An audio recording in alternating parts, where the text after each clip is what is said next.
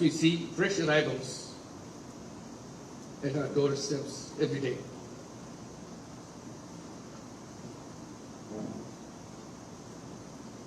On this fateful day, it is our moral responsibility to take the right side of history and stop the armed actors from carrying out their horrible design of ethnic cleansing.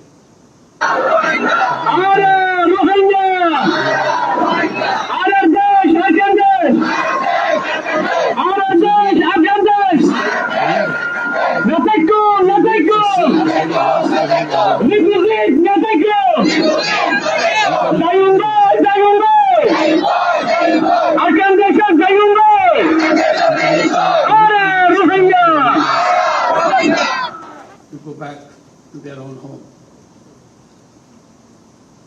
When Secretary General came in March here to be with the Rohingyas during the month of fasting, and he himself gone to the fasting for the whole day and meet for iftar, breaking of the fast, with nearly 100,000 or 150,000 Rohingyas around him, giving them hope that the world is with them and help them to go back to their home and celebrate those festivals like Eid al-Fitr back home rather than here in the camps. We see fearful and shuttered eyes of Rohingya women and men when they appear at our doorsteps with horrific stories. Stories include, among others, systematic persecution, denial of nationality, forced deportation, mass killing, rape, inhuman torture, destruction of their properties in arson, and so on and so on. That is why in 2017, and even before that, Bangladesh opened its border to the Rohingya in a humanitarian gesture to save their lives despite resource and capacity constraints. This manifests our empathy and compassion towards fellow human beings during their gravest humanitarian crisis. We don't afford anymore to stand silent at the protected situation of the Rohingyas. Hence we urge upon the international community to undertake collective efforts to stop the Myanmar junta and the Arakan army from unleashing violence against Rohingya. Effective role of the international community is much more needed than ever before. Excellencies and distinguished guests, I acknowledge the continued support, assistance and solidarity of the donors, our partners, UN agencies, international organizations and friends across the globe to the Rohingyas sheltered in Bangladesh. We greatly value your compassion and continued partnership for the Rohingyas.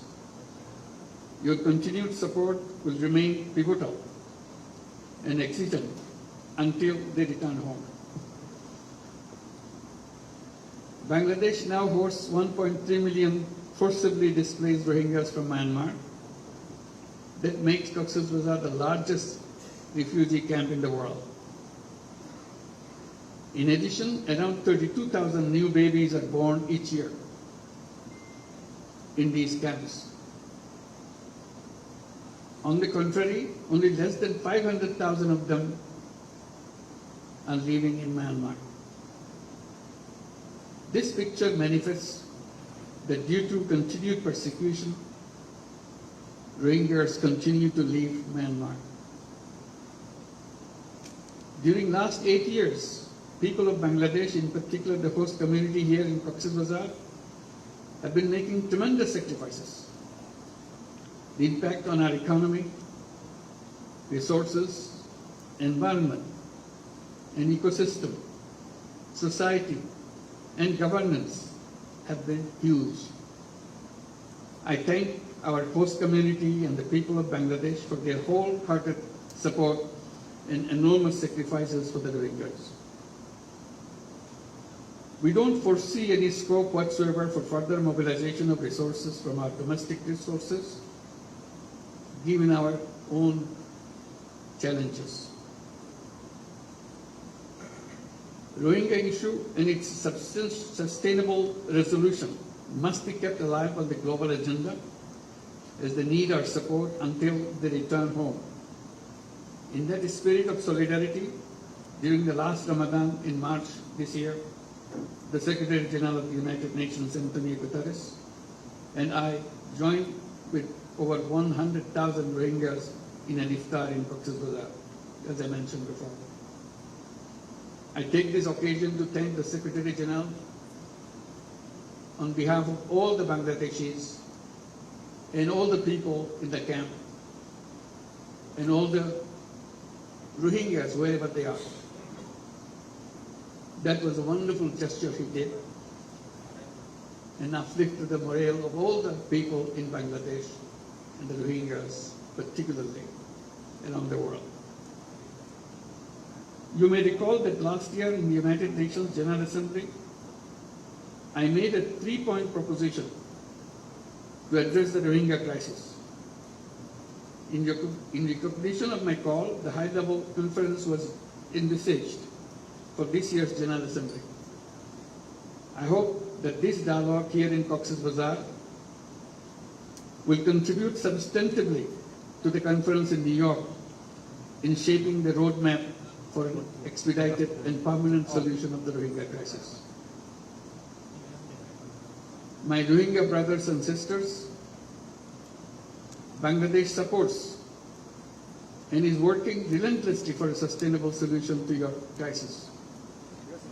This dialogue is aimed at amplifying your voice in rolling out the roadmap towards early, voluntary, and sustainable return to your homeland. Distinguished participants, it is not only the responsibility of Bangladesh, but also of the international community to share the burden of the Rohingya crisis, to reflect on the possible solutions, and to play an active role in implementing them. In going forward towards these objectives, I propose the following 7 points. First point, umbilical relationship of Rohingyas with their homeland cannot be severed. So their right to return to their own home and homeland has to be secured. Therefore, we urge all parties and partners to work hard for charting a practical roadmap for their speedy, safe, and dignified, voluntary, and sustainable return to their homes in Rakhine as soon as possible. We must not be held hostage to mere rhetoric. The time is for action right now. Second point, undiminished contribution of donors and humanitarian partners is essential to ensure continuity of life-saving programs. We make an appeal to the international donors to enhance their commitments in order to fill out the fund gaps in the joint response plan of 25-26.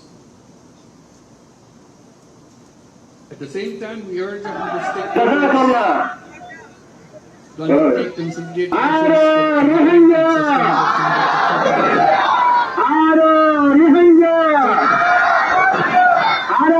sustainable must cease immediately. We urge upon the Myanmar authorities as well as the Arakan army to ensure safety, security, and livelihood of the Rohingyas.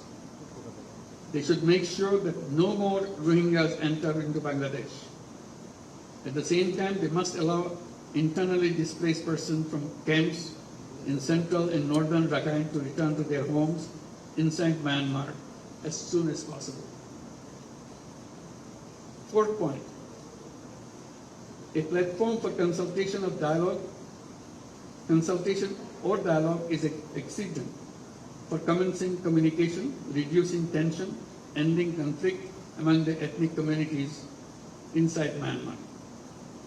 We urge upon Myanmar government and de facto authorities in Rakhine to constructively engage in dialogue with the Rohingyas to promote reconciliation among themselves, restore rights of the Rohingyas and facilitate their speedy repatriation back to their homes. Fifth point, role of the international community, in particular ASEAN and countries in the neighborhood, is indispensable to create conducive environment in Rakhine.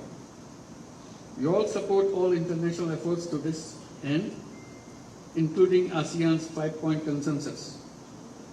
We urge upon the international community to be more active in advancing peace, security and stability in Rakhine and in the neighborhood.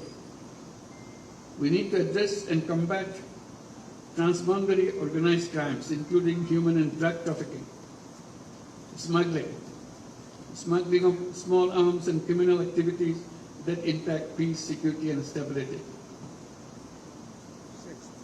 Sixth point, regional international stakeholders must continue to stand resolutely against the heinous crime of ethnic cleansing. Towards that, we urge upon all to calibrate their relationship with Myanmar and Arakan Army and all parties to the conflict in order to promote an early resolution of the protracted crisis. Seventh and the final point, we urge upon the international community to add dynamism to the ongoing international accountability processes at the International Court of Justice, International Criminal Court, and elsewhere. We urge upon them to implement the provisional measures decided by ICJ, ensure justice and accountability, and put an end to the genocide and crimes against humanity. It is timely to reflect on realizing relevant aspects of restorative justice. Dear friends and partners, Rohingya crisis emanated from Myanmar, and the solution also lies in Myanmar. All parties must act to end the crisis with greater resolve without any further delay. Your solidarity with the Rohingyas' voice could be a beacon of hope.